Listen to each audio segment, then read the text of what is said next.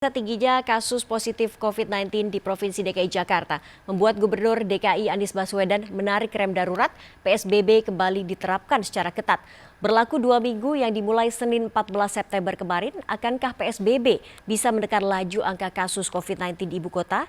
Lalu seperti apa respon masyarakat dengan diberlakukannya kembali aturan PSBB di Jakarta? Inilah Rakyat Bicara.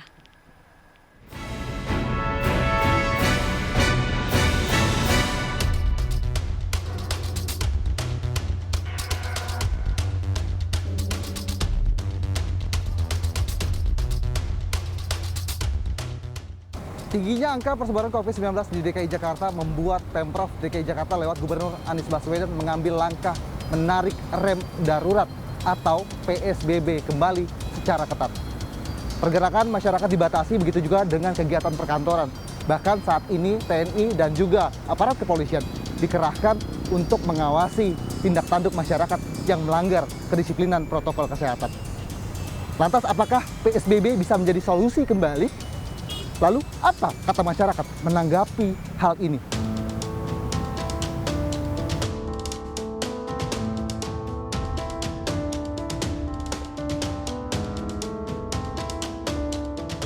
PSBB diperketat gitu. Kan sebelumnya sudah ada PSBB, terus kembali lagi ada PSBB. Nah, Mbak sebenarnya melihat seperti ini bagaimana pendapatnya?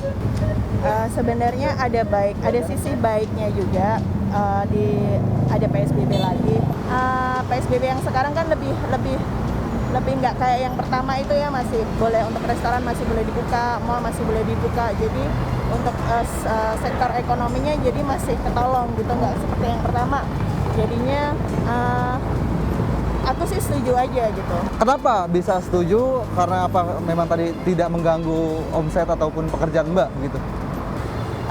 Karena untuk restoran masih dibuka, untuk mall masih dibuka, terus untuk tukang-tukang ojek masih bisa untuk narik juga gitu kan. Jadi paling nggak masih bisa membantu mereka gitu. Berarti masih banyak masyarakat yang melanggar. Kalau Mbak melihat seperti itu cenderung kesel atau memang harusnya seperti diapain mereka? Gimana? Kalaupun kita mau marah juga kadang-kadang mau kesel juga kesel. Kita harusnya sebagai masyarakat harus kerjasama, saling ngebantu pemerintah. Jadi lebih baik dan lebih cepat untuk COVID berlalu gitu aja sih. Bang Rudi udah berapa lama jadi ojek pangkalan di Gondang Dia? Dari 2012. Dari 2012. 10 tahun lah. Ini tentu kan banyak perubahan, apalagi sekarang PSBB. Nah, Bang Rudi, bagaimana terhadap penghasilannya, berdampak nggak, Bang? Dampak sih banyak, berdampak. Apa aja? Ya, penghasilan pertama dari penumpang ya kurang. Nah, kalau biasanya buat menuhin kebutuhan dapur, itu nyiasatinnya gimana, Bang? Kalau lagi minus, kalau lagi kurang? Kalau kita biasanya ya kita dapat sekian gitu, kita kasih istri aja deh. Dia pusing jadi. Iya. Kalau Abang ngelihat ini sebabnya apa sih, Bang? Ya kalau saya bilang sih ya pemerintah juga sebenarnya dilema juga ya. Cuman kan ya menerapkan di sisi lain ekonomi juga parah ya kan. Kesehatan juga kan kita nggak tahu yang mana yang kena COVID yang di mana gitu. Ada pesan khusus nggak, Bang, buat pemerintah dan juga orang-orang yang masih belum taat protokol kesehatan? Kalau menurut saya sih buat pemerintah nih kalau bisa sih ekonominya aja dulu deh dibenahin.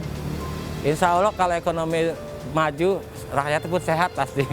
Saya minta kepada masyarakat cobalah ikutin protokol untuk sementara ini gitu kan. Kasihan juga kalau dia sakit gitu kan. Oke lah dia sakit, tapi kalau nggak menular kan, yang menular apa juga kita. Penerapan PSBB ketat mulai 14 September dilakukan Pemprov DKI Jakarta sebagai langkah rem darurat pengendalian kasus COVID-19 di ibu kota yang kian meninggi. Terdapat 11 bidang usaha yang diperbolehkan pemerintah untuk tetap beroperasi selama PSBB ketat dengan pembatasan maksimal kapasitas 50%. Sementara sejumlah pusat kegiatan harus ditutup untuk sementara waktu, termasuk taman rekreasi serta resepsi pernikahan yang hanya dapat dilakukan di kantor urusan agama ataupun kantor catatan sipil. Kalau menurut saya penyebabnya kan jelas kasus COVID-19 di Jakarta khususnya juga di Indonesia itu kan selalu meningkat banget kan. Dan Notabene memang banyak masyarakat di sekitar kita tuh yang nggak peduli sama protokol kesehatan. Dan kayak di pinggir-pinggir jalan ataupun juga di gang-gang kecil kayak gitu, mereka masih banyak yang abe, kayak misalnya nggak pakai masker. Itu salah satu yang benar-benar mereka nggak ngikutin ketentuan peraturan yang berlaku kayak gitu. Dan pengawasannya pun kalau menurut saya ya kurang maksimal sih dari pihak-pihak terkait. Kalau begini, Mas setuju atau tidak dengan adanya PSBB? Apakah benar-benar PSBB ini bisa menjadi solusi gitu? Kalau menurut saya memang dari tahap awal tuh harusnya kita benar-benar bikin kebijakan yang memang sudah dipersiapkan secara matang. Misal kalau memang harus lockdown di awal-awal itu nggak apa-apa kita lockdown. Nah pada waktu itu kita kan dari pemerintah punya kebijakan terkait PSBB awal kan. Nah PSBB awal pun sebenarnya sudah diberlakukan dengan cukup baik. Saya setuju dengan pemberlakuan PSBB tersebut ketika seperti tahap awal atau jilid pertama itu. Tapi kalau jilid kedua ini saya lihat juga officially kelihatannya juga nggak terlalu ketat atau gimana ya. Notabene memang harus diperketat lagi. Ya memang ada yang harus dikorbankan, mungkin masalah ekonomi. Oke. Sekarang banyak yang melanggar protokol kesehatan. Kalau Mas melihat hal itu, apa yang terlintas? Kesel kah atau memang ya udah aja gitu? Terkadang saya kalau ngelihat itu berpikirnya gini, kenapa dia nggak peduli sama dirinya sendiri? Karena kan ini gini, COVID itu kan sebenarnya kepedulian terhadap diri sendiri baru ke orang lain juga kayak gitu. Nah ketika kita sudah peduli sama diri kita sendiri, berarti kita juga peduli sama orang-orang di sekitar kita. Nah ikut aja lah kayak gitu, kan demi keselamatan kita bersama kayak gitu.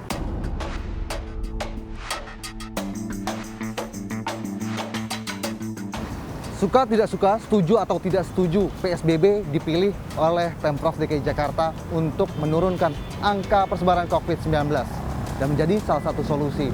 Peran masyarakat di sini adalah cukup mudah, hanya mematuhi protokol kesehatan dan juga disiplin dalam kehidupan sehari-hari. Demikian Rakyat Bicara pekan ini bersama saya Hasbiollah dan juga juru kamera Ade Suryananda beserta Bayu Lela Muda. Sampai jumpa pekan depan.